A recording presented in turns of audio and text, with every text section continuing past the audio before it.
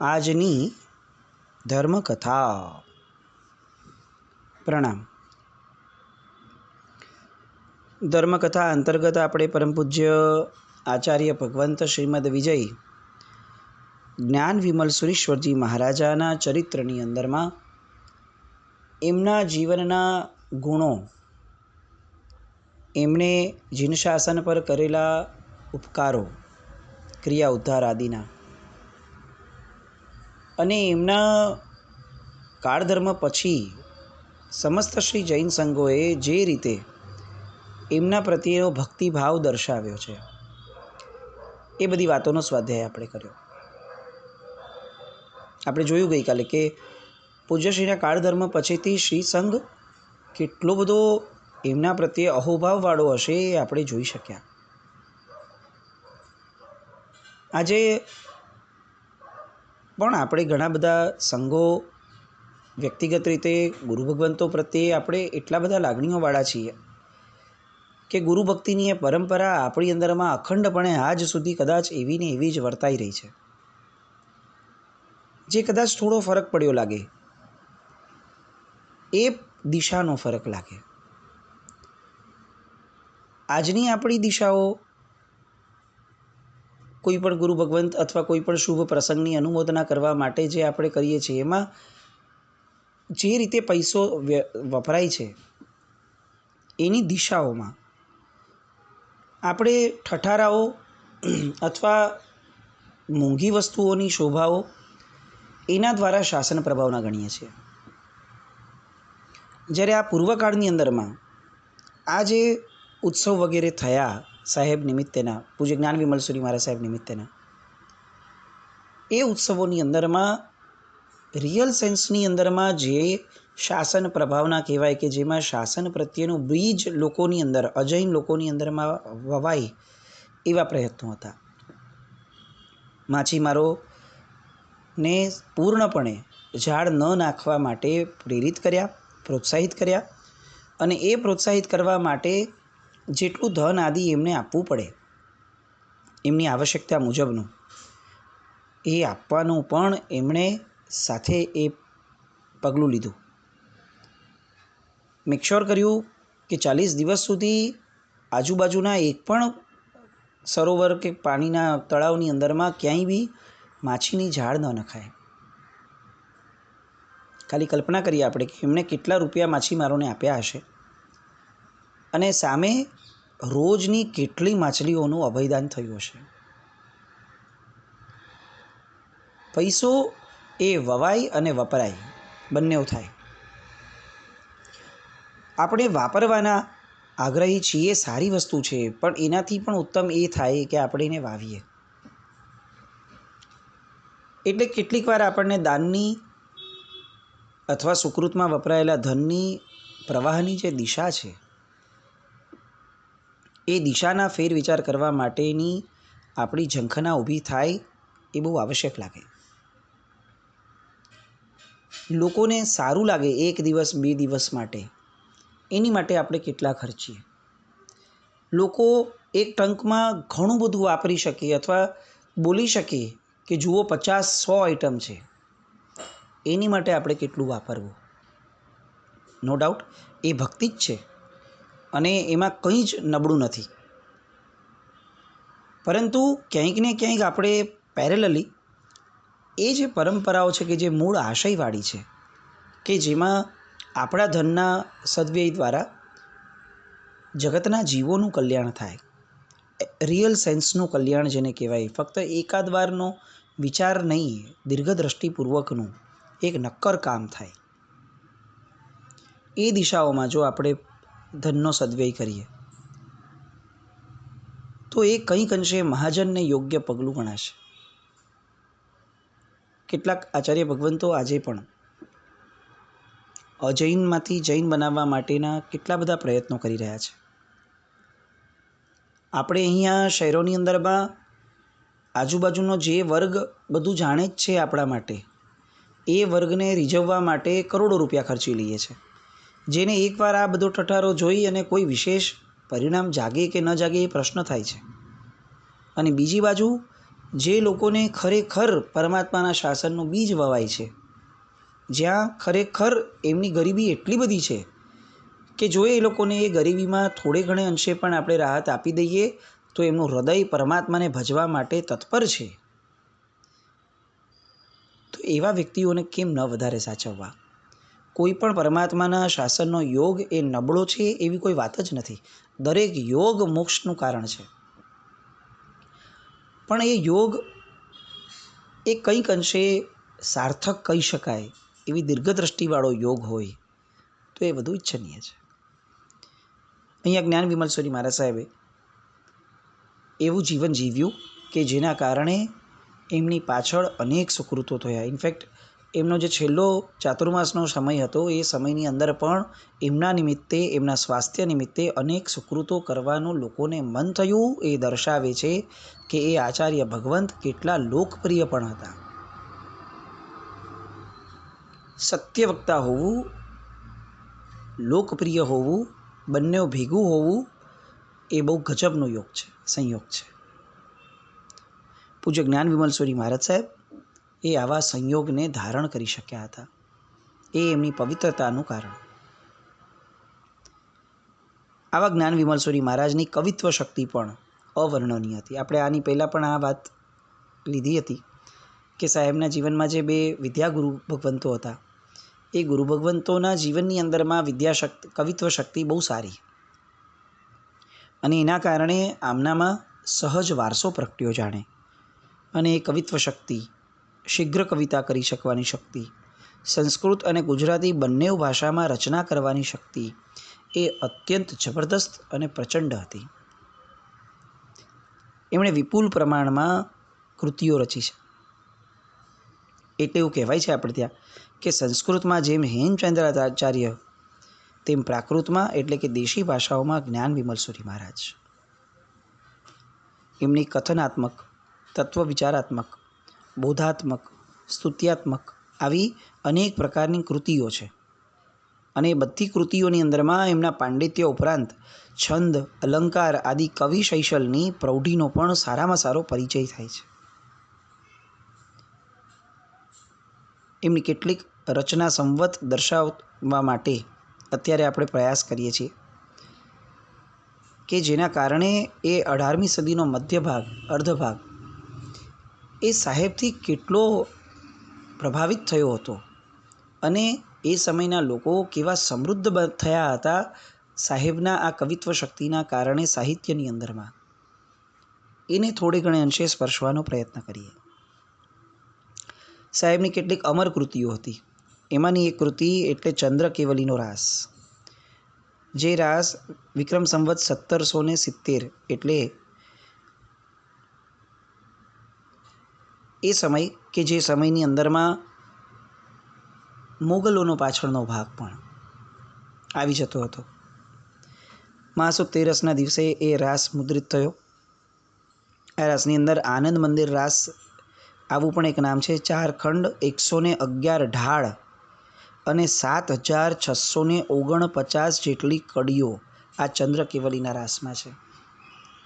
Can we believe? એક જ રાસ 7649 કડીઓ, આટલી રચના ફક્ત એક રાસની અંદરમાં છે, જેની અંદરમાં ચંદ્રકુમાર દિશાટન કરે છે, પરાક્રમ કરે છે, રાજ્યો સંપત્તિઓ વગેરે પ્રાપ્ત કરે છે. આ બધી કથાઓ અને આ કથારસથી ભરપૂર રાસમાં દ્રષ્ટાંત રૂપે અન્ય ધર્મ કથાઓ, એની અંદર એના દ્વારા જ્ઞાન ઉપદેશ અને એમાં જે રીતે સુભાષિતો, સમસ્યા, હરિયાળી આ બધાની ગૂંથણી કરી છે એ એમની અદ્ભુત કવિત્વ શક્તિનો પરિચય છે. આ રાસની અંદરમાં સાહેબે તાંબુલ અને અંતરંગ તાંબુલ, સ્નાન અને અંતરંગ સ્નાન, ભાવ ખીચડી આ બધા શબ્દો વાપર્યા. આ શબ્દો આપણી માટે તો અત્યારે બહુ જ ફોરેન લાગે, પણ આ બધા શબ્દો દ્વારા એમણે જે વર્ણન કર્યું છે એમાં અધ્યાત્મના રહસ્યો એમણે ઉજાગર કર્યા છે. આપણને લાગે સ્નાન, પણ સ્નાનની સાથે એમણે બીજો એક શબ્દ મૂક્યો, બીજું એક વર્ણન મૂક્યું, અંતરંગ સ્નાન. અને અંતરંગ સ્નાન એટલે એ શુદ્ધિ. એટલે અહીંયા એમણે પાછું જૈન શાસનની એ લોકોત્તરતાનો એ ભાગ પણ દર્શાવ્યો કે જેમ અન્ય ધર્મોની અંદરમાં સ્નાન કરીને જ પૂજા કરવાનો આગ્રહ છે, તો ભાઈ અમારે ત્યાં પણ સ્નાન કરીને પૂજા કરવાનો આગ્રહ છે, પણ ફક્ત સ્નાન એટલે કે બાહ્ય સ્નાન નહીં, અંતરંગ સ્નાન પણ. કેટલી સરસ વાતો. તાંબુલ અને અંતરંગ તાંબુલ, આ બે ભેદ સાહેબે મૂક્યા. તાંબુલ એ ઇન જનરલ આપણી કેટલીક વસ્તુઓને પચાવવામાં સહાયક છે, પણ એમણે બીજો એક શબ્દ આ રાસની અંદરમાં વાપર્યો કે ભગવાનના વચનો એ અંતરંગ તાંબુલ છે, કે જેના કારણે જીવ કેટલીક વિવેક શક્તિ મેળવી શકે છે અને વિવેક શક્તિ દ્વારા એ જીવનના પ્રસંગોને પચાવવાની શક્તિ મેળવે છે. બીજો એક શબ્દ એમણે વાપર્યો ભાવ ખીચડી. ભાવ ખીચડી, આખો સંસાર જે રીતે જેમ ખીચડીની અંદરમાં બધા દ્રવ્યો ભેગા થાય, એમાં સંસાર સુખ દુઃખ બધાનો સંયોગ ખીચડી રૂપે છે. આ ખીચડીને ખરેખર એ ખીચડી જ છે એવા ભાવથી જોવું અને એને એટલું જ પ્રાધાન્ય આપવું કે ભાઈ આ ખીચડી માત્ર. સંસારને એટલા હદ સુધી જ સંસારિક મહત્ત્વ આપવું કે જે મહત્ત્વ દ્વારા આધ્યાત્મિક મહત્ત્વથી એ ચડિયાતું ન બની જાય. અને એટલે ખીચડી એ ખીચડી સ્વરૂપે જ છે એવું દર્શાવવા એમણે શબ્દ વાપર્યો ભાવ ખીચડી. સાહેબની કલ્પનાઓ આજે પણ આપણે આમ વાંચીએ તો આપણને એટલી જકડી રાખવાવાળી બને કે આનંદ થઈ જાય. વિવિધ પ્રકારની દેશીઓ, કવિત, જકડી, ચંદ્રવડા વગેરે કાવ્યબંધો અને જળજમક વગાડી ચારણ શૈલી એ સાહેબે આમાં વાપરી, જેના કારણે એમની કાવ્ય નિપુણતાનો એક મનોરમ પરિચય થાય છે. બીજો એક રાસ છે 31 ઢાળનો રાગ, અશોકચંદ્ર રોહિણી રાસ, જેની રચના સંવત 1772માં થઈ છે. આ રાસની અંદરમાં કવિતા, ગીત, તોટક વગેરે પદ્યબંધનો ઉપયોગ થયો અને આ રાસમાં રોહિણી નક્ષત્રના દિવસે 28 વર્ષ સુધી કરવામાં આવતો તપ એટલે કે રોહિણી તપ, એનો મહિમા ગાવામાં આવ્યો છે. ઘણા બધા બહેનો શ્રાવિકાઓ આ તપ કરતા હોય છે. ખાસ આગ્રહ કરીશ કે આ તપમાં જે આખું તપનું બીજ છે કે જેમાં અશોકચંદ્ર રાજાની રાણી રોહિણી એને શોકભાવ શા માટે થયો, એ શોકભાવ કેમ થાય છે એ જાણવા માટે એણે પ્રશ્ન કર્યો. અશોકચંદ્ર રાજાને એના માટે મિસઅન્ડરસ્ટેન્ડિંગ થઈ અને એના કારણે એ પત્નીનો ગર્વ ઉતારવા માટે, એને પાઠ ભણાવવા માટે પોતાના ખોળામાં બેઠેલા પુત્રને જ અટારીએથી નીચે રાખી દે છે કે જો તને આનો શોક લાગે છે કે કેમ થયો, તો લે હવે તું જો તને કેવો શોક ઉત્પન્ન થાય છે. અને એવા સમયે આ રોહિણીને આ ઘટનાથી કશો જ શોક થતો નથી અને એ કશો પણ શોક ન થવાના પુણ્ય પ્રભાવના કારણે એનો પુત્ર પણ ક્ષેમ કુશળ રહે છે. આ જે વિતશોક એની જે ભૂમિકા છે સ્વભાવની, એનું સરસ વર્ણન અને આવી અવસ્થા કેવી રીતે એણે પ્રાપ્ત કરી એની માટે એના પૂર્વભાવનું આખું વર્ણન અને એ એવી અવસ્થાને પામેલા રોહિણીજીના અનુમોદના માટે થતો તપ એ રોહિણી તપ. આવી બધી સરસ મજાની કથા તત્વની વાતો આ રોહિણીના રાસની અંદરમાં થઈ છે. એમના બે પૂર્વભવો, સંતાનોના પૂર્વભવ, અશોકચંદ્રનો પૂર્વભવ, આડકથા, ઘટનાસૂત્રવાળી સાદી કથા, આ બધા ધર્મબોધના મુખ્ય પ્રયોજનવાળા સંયોગો, એ સંયોજનો, ઘટકો, એ બધું એમણે આ કથામાં સરસ રીતે વાપર્યું છે. આમાં પણ સુભાષિતો અને સમસ્યાઓના પ્રસંગોપાતના એમણે સરસ મજાના ઉપયોગ પણ કર્યા છે. આ રીતે સાહેબે સરસ મજાના સ્તવનોની પણ કેટલીક રચનાઓ કરી. આપણે ઘણી બધી વાર 24 સ્તવનોની 24 સાંભળવા મળે ને, યશોવિજયજી મહારાજ સાહેબની હોય કે આનંદગંજી મહારાજાની હોય, દેવચંદ્રજી મહારાજાની હોય, આવી અનેક હોય, તો પણ આપણને ઘણીવાર એમ થાય કે જ્ઞાનવિમલ સુરી મહારાજ સાહેબ એમણે ગજબ કાર્ય કર્યું છે. આટલા બધા 24માં આમણે 24 ભગવાનની 24 રચી છે. બીજા બધાની 1 24માં પણ આપણે આશ્ચર્ય પામીએ છીએ, આમણે 24 રચી છે. આ ઉપરાંત સિદ્ધચક્ર ભગવંતના સ્તવનો, નવપદ ભગવાનનું અલગથી સ્તવન, પરમાત્માના ચૈત્યવંદનો તો સંખ્યાબંધ, કેટલીક એવી રચનાઓ પણ કે જે આપણી માટે આશ્ચર્ય પમાડે છે.